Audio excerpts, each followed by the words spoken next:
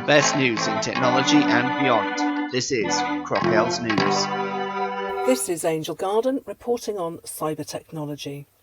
UK Education Minister Damian Hynes ruled out a ban on mobile phones in the classroom at the launch of the Confederation of School Trusts at the British Library, London, on the 17th of October. This follows France's recent nationwide ban, except for disabled children and emergencies.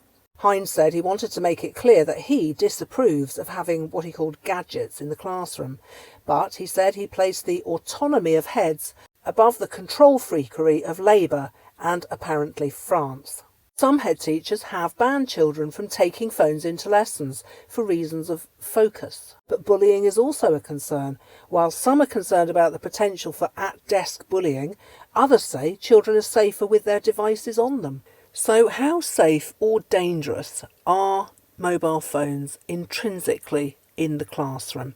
Let's ask an expert. Jonathan Bishop, co-editor of a book called Didactic Strategies and Technologies for Education. Good morning, Jonathan. Hi there, Angel. So, can I ask you, do you think that the government should get involved in controlling mobile phone activity in schools? Do you think it should be the province of individual heads, or who should control it? Well, I started a campaign to have all incidents of cyberbullying recorded, and the government now do that. So I would expect the education department to be actively involved in finding strategies to reduce cyberbullying.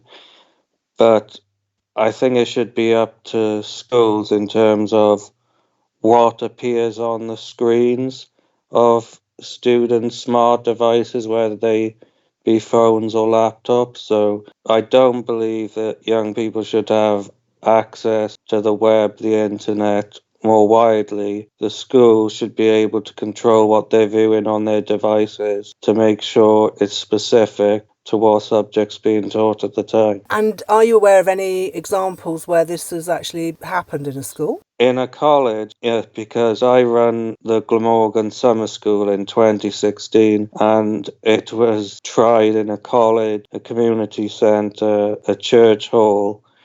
And the idea was that the young people taking part in the e-learning program had access only to a web-hosted intranet, so they weren't allowed to go on any other part of the internet that hadn't been pre-approved. So they had freedom to search for things they were interested in, but they would only come across content that was pre-approved by myself as the tutor.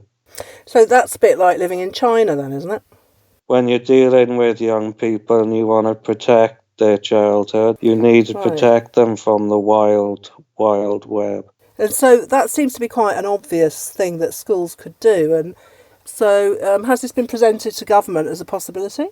Yes, I presented it to the English and Welsh governments, and years earlier to the Scottish government. I was highly commended by the government of England, and Scotland appear to have adopted the approach of young people being able to have freedom exploring materials, but they don't appear to be doing it using technology, which is disappointing.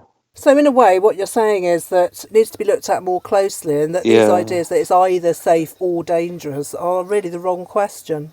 That's right, because if you expose young people to the World Wide Web and give them unfettered access, the chances of them coming across malicious content is highly likely. Does France's banning of phones say anything about how they're using technology in the classroom? It's a bit extreme to ban mobile phones when France was one of the countries that stayed out of the project that I founded, which went on to be called Classroom 2.0. If France were to see what's been done in Italy, Spain, England, Wales, and partially in Scotland, maybe they'd be able to see there's alternatives to banning technology, just finding ways to use it more appropriately. That's a very good point. Jonathan Bishop, thanks very much for talking to me. Thanks. And I'll see you next time. Yep, definitely. Thank you very much. The best news in technology and beyond. This is Crocels News.